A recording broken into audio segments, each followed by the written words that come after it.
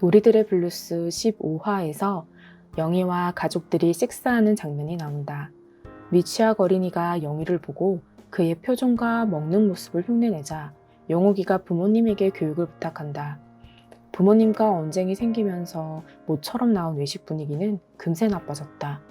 현실에서는 이보다 더 심한 일을 겪는 경우가 많다. 우리가 밖에서 장애인을 잘 볼 수 없고 또 만나지 못한 이유가 이 한 장면으로 설명할 수 있겠다. 아, 드라마 주제가 살아있는 우리 모두가 행복하라처럼 시청할 때마다 마음의 따뜻함과 감동을 주는 행복한 드라마이다. 비장애인이 불편하다는 이유로 장애인들은 집에만 있거나 기관에서 지낸다. 만약 장애인 수가 비장애인 수보다 많았다면 우리 사회는 구분 없이 모두에게 편리한 세상일 텐데 라며 상상해 본 적도 있다. 장애인이 식당에서 밥을 먹거나 인도를 자유롭게 다닌다면 비장애인들은 불편한 시선을 마구마구 보낸다. 장애인 수가 별로 없어서 보이지 않는 게 아니라 사람들이 허락한 창살 없는 감옥에 갇혀있기 때문에 못 보는 것이다. 나는 이들이 자유롭게 다니길 바라며 자주 식당과 시내를 다녔다. 그리고 무사히 넘어간 날도 있지만 그렇지 못한 날도 많았다. 때론 장애인을 비장애인과 평등하게 대해야 한다며 장애우라고 부르자고 주장한다. 하지만 장애인들에게 물어보니 부르는 명칭은 자신들에게 별로 중요하지 않다고 한다. 오히려 비장애인처럼 자유롭게 식사할 수 있고 인도에서 불편하게 다니지 않길 희망한다고 했다. 내가 만난 시각장애, 지체장애, 지적장애 친구들이 사람들의 시선을 신경 쓰지 않고 마음껏 외식하고 거리를 자유롭게 다닐 수 있는 세상이 오길 바라는 마음으로 나의 이야기를 나누려고 한다. 나는 5, 6년 동안 시각장애인과 함께 살았기 때문에 그녀와의 에피소드가 가장 많다. 어느 날 장을 보기 위해 그녀와 시장에 갔다. 그녀는 저시력이라 지팡이를 가지고 다니지 않아 가끔 사람과 부딪혔다. 60대에서 70대 정도 보이는 어르신이 그녀에게 한 소리 하였고 아무 말 하지 않는 그녀에게 길게 잔소리를 늘어놓았다. 나는 잘 안 보여서 그런 것이니 이해해 주세요라고 말하였다. 그러자 잘 보지도 못하면서 사람 불편하게 돌아다녔냐라며 욕하고 가셨다. 사실 나도 영감님이나 사람 불편하게 어깨빵 하지 마시고 양로원에 가시든지 집에만 계시라고 소리치고 싶었다. 그녀에게 장애를 밝히던지 지팡이를 가지고 다니든지 둘 중 하나를 하라고 했다. 나갈 때마다 욕하는 영감쟁이 때문에 힘들다면서 말이다. 나는 그가 적극적으로 자신의 장애를 알리라고 했지만 그 말이 그렇게 힘들단다. 가끔 이러한 행동이 답답했지만 장애인과 비장애인으로 나뉘는 사회 불편한 시선을 감당하기 얼마나 힘들면 그럴까 이해하였다. 사람들이 가장 좋아하고 유명한 해외 영화는 당연히 마블 시리즈이다. 나는 그녀에게 아이언맨을 보러 가자고 했다. 자신은 해외 영화 자막은 안 보여서 읽을 수가 없기에 다른 사람과 관람하란다. 그녀는 영화를 보러 갈 때 가장 앞자리, 한국 영화만 관람한단다. 그래서 가장 앞자리에서 자막을 읽어줄 테니 가자고 꼬드겼다. 다행히 대부분의 사람들은 뒷자리에 앉았기에 나의 목소리가 크게 들리지 않았다. 나는 혼신의 힘을 다해 배역마다 목소리를 최대한 다르게 해서 자막을 읽어주었다. 그녀는 영화 내용보다 흉내내는 내 목소리가 더 웃기다며 한참을 웃었다. 다만 불편한 점은 목에 담가 묶게 목소리조차 다 쉬어버렸다. 하지만 오래도록 추억할 만큼 재밌는 에피소드가 되었다. 시각장애인과 함께 보는 해외 영화는 가장 앞줄이어야 하고 자막을 읽어줘야 하기 때문에 맨 앞에서 3-4줄 정도는 사람이 없어야 눈치 보지 않고 관람이 가능하다. 해외 영화마다 시각장애인을 위한 더빙이 생겼으면 좋겠다. 그러면 같이 신나게 공유하며 유명한 해외 영화는 다 볼 수 있을 텐데 말이다. 시각장애인들과 처음 고기 먹으러 갔던 일이다. 시각장애인들은 고기의 익힘 정도를 확인할 수 없기에 시각장애인들끼리 고기를 먹으러 가지 않는다고 한다. 그래서 고기는 당연히 내가 굽게 되었다. 익은 고기는 눈앞에 둘 테니 먹으라고 했다. 근데 너무 잘 먹는다. 중요한 점은 나는 거의 못 먹고 굽기만 했다. 배부르다며 배를 톡톡 두드리는 그들을 보자니 화가 났다. 나는 못 먹었다고 라고 말하니 보이는데 왜 못 먹어? 라고 답한다. 이후 시각장애인들과 고기 먹으러 갈 때마다 특단의 조치를 취했다. 나에게 고기를 먹여줄 다른 비장애인 친구를 대동해서 다녔다. 시각장애인과 고기를 먹으러 갈 때 비장애인이 한 명만 있다면 포기해라. 너는 굶는 자이지 먹는 자가 아니다. 그러니 비장애인인 한 명을 더 데리고 가서 굽는 너도 좀 먹으면서 구워라.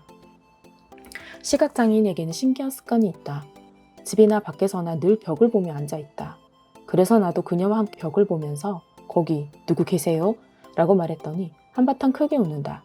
자신들은 이게 자연스러운 행동이란다. 자신이 아는 시각장애 친구들은 모두 벽을 보고 앉아있는단다. 그래서 나는 농담으로 우울증 환자 같아 보이니 텔레비전을 틀어두고 앉으라고 했다. 그녀는 주변 상가에서 리모델링하거나 새로 짓는 건물이 있으면 어떤 건물이고 업종은 무엇인지 항상 물어봤다. 귀찮지만 그때마다 건물 디자인부터 업종과 메뉴명까지 다 알려주었다. 어느 날 우리가 가던 카페가 사라지고 노란색으로 시트지를 붙이는 것이 아닌가. 나는 그녀가 볼까봐 얼른 지나쳤다. 그러자 문 앞에서 그녀가 큰 소리로 여기 뭐 하는 곳이야? 알려줘야지. 사용할 일이 있을 수도 있고 없을 수도 있는 그런 곳이야. 어른들의 공간이지. 나중에 알려줄 테니까 제발 그냥 좀 가자. 아, 알려줘. 궁금하다고. 난리를 치는 그녀 앞에서 나는 단념하는 목소리로 성인용품점이야. 안에 어떻게 생겼는지 노란 시트지 때문에 안 보여. 함께할 상대는 없지만 성인이니까 어떤 게 있는지 한번 들어가 볼래? 사용법은 사장님께 물어보면 될 거야. 나도 안 가봤어. 라고 말했더니 그녀가 얼굴이 새빨갛게 변하면서 직진해서 뛰어갔다. 나는 그녀에게 큰 소리로 나중에 필요할 수도 있잖아 소리쳤다. 나는 잘 보이지 않는 눈으로 그렇게 빨리 도망가는 그녀의 모습을 처음 보았다. 그리고 그곳을 지날 때마다 궁금하면 언제든지 이야기하라고 같이 방문해주겠다고 했다. 그랬더니 손사래를 치며 괜찮단다. Nope. 이들과 함께하다 보면 내가 그들의 장애를 잊어버릴 때도 있고 그들도 장애인이라는 사실을 잊을 때가 있다. 어느 날 시각장애가 심한 사람과 덜한 사람이 시내를 갔다. 그리고 곧 전화가 왔다. 큰일 났어. 클렌징 폼을 사러 왔는데 글씨가 안 보여. 그리고 여기 사람이 너무 많아서 누가 알바생인지 모르겠어. 나는 그들에게 바보냐고 농담하며 턱에 웃었다. 그리고 나중에 함께 가서 알려주었다. 인도에서 지팡이를 사용하는 시각장애인이 있다면 지팡이에 부딪히지 않게 잘 다니길 바란다. 잘못해서 부딪히면 지팡이가 부러지기 때문이다. 저 시력자라면 팔짱을 끼고 최대한 뭔가 밀착해서 다녀라. 또 앞에 무엇이 있는지 한 걸음 전에 알려주어라. 그래야 안정감도 느끼고 안전하게 다닐 수 있다. 혹시 시각장애인에게 도움을 줄 상황이라면 먼저 도와줘도 되는지 물어보라. 갑자기 붙잡거나 돕는다면 그들이 크게 놀라기 때문이다. 정동 휠체어가 통과할 수 있는 인도는 그리 많지 않다. 차량 인도턱과 방지턱 등 굉장히 위험하기에 정동 휠체어가 다닐 수 있는 길인지 미리 확인하고 인도가 파손되지 않은 평평하고 안전한 길로만 다닌다. 그리고 가끔 전동 휠체어를 앞질러 가거나 부딪히고 가는 사람이 있다. 전동 휠체어는 8에서 12km 정도의 속도가 나고 무게는 약 100kg 정도 되어서 사람이 다칠 수가 있다. 그녀는 전동 휠체어로 혼자서 다닐 길도 이러한 사고 예방을 위해서 반드시 보호자와 함께 다녔다. 제발 전동 휠체어가 다닐 때 가로질러 가지 마라. 근처 유명한 맛집을 발견하면 휠체어 경사로가 있는지 엘리베이터가 있는지 확인하고 식탁과 식탁 사이의 간격을 확인해야만 한다. 경사로와 엘리베이터가 없으면 정동 휠체어로는 갈 수 없으며 간격이 좁으면 휠체어 끄기 때문에 밥을 먹을 수 없기 때문이다. 나는 턱이 높은 1층 식당은 경사로가 무조건 있었으면 좋겠다. 우리는 편안하게 방문할 수 있는 맛집도 정동 휠체어의 문제로 그들은 갈 수 없기 때문이다. 그녀에게 장애인으로서 가장 힘든 점은 무엇이냐고 물어보았다. 휠체어로 불편함은 익숙해서 간단할만 하지만 밖을 나갈 때면 모든 사람이 자신을 쳐다본단다. 그러한 시선이 너무 힘들어서 거의 밖을 나가지 않는다고 했다. 나는 농담으로 휠체어 주변에 천막으로 다 가려줄까 물어본 적이 있다. 그러면 누가 쳐다보더라도 당사자는 시선을 모를 테니 말이다. 그러니 도움이 필요할 때 말고는 휠체어가 지나갈 때 제발 빤히 쳐다보지 말자. 그리고 도움이 필요한 경우 반드시 물어보고 도와주자. 장애인들은 아무래도 불필요한 시선에 많이 노출되다 보니 말없이 도와주는 행위는 그들에게 무례함으로 비춰질 수 있기 때문이다. 학교에서 근로장학생을 희망하는 학생들은 장애인 도우미로 일할 수 있다. 근데 대부분 장애인의 필요가 무엇인지 알지 못하기에 장애인이 요청해야만 들어주는 경우가 많다. 특히 학생 식당이나 강의실을 방문할 때 문을 열고 닫을 때 휠체어를 못 보고 그냥 닫는 이들이 많다. 이것을 잘 살펴봐야 하고 길바닥에 돌멩이나 물건으로 인해 휠체어 바퀴에 걸리지 않는지 확인해야 한다.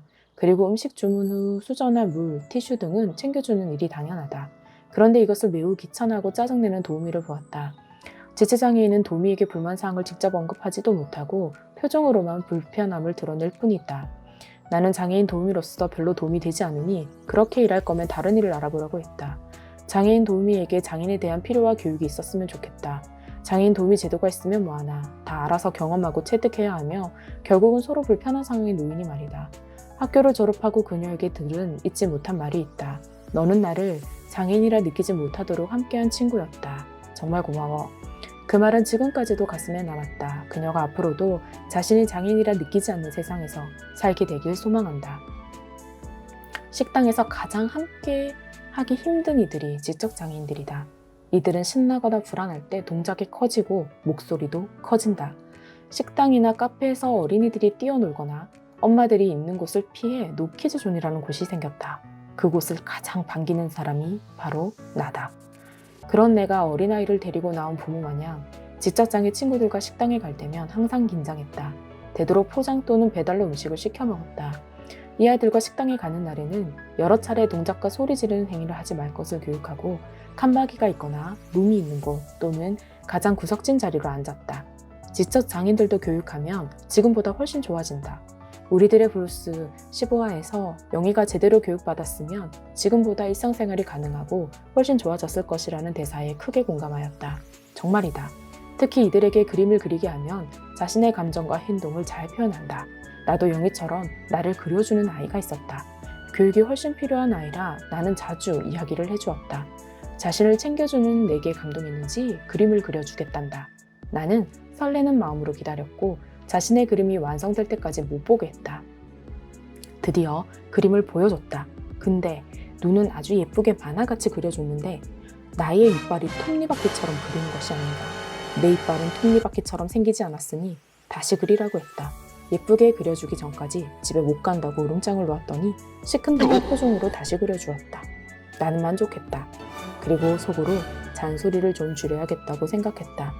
그런데 어떤 분이 나와 같이 그림을 받았단다. 그분은 눈도 빨갛고 입이 크고 이빨도 톱니바퀴처럼 그렸다. 적어도 내 눈은 만화같이 그려졌다고 자랑하였다. 모든 장애인들은 신체적으로 도드라지지 않는 한 비장애인들은 그들의 장애를 잘 알지 못한다. 그리고 조금이라도 어색한 말투나 행동이 있으면 이상하다며 쳐다본다. 진짜 눈뽕하고 싶을 때가 한두 번이 아니다.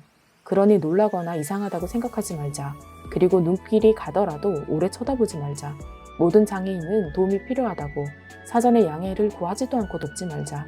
우리나라에서 장애인이 살기에는 진짜 불편한 나라이다. 장애인이 필요를 외칠 때 먼저 불편한 시선과 말을 하기보다는 그들의 불편함을 먼저 인지하는 성숙한 사람이 많아지길 바란다. 그리고 인도와 대중교통이 장애인이 비장애인인 만큼 잘 이용할 수 있는 세상이 오길 희망한다.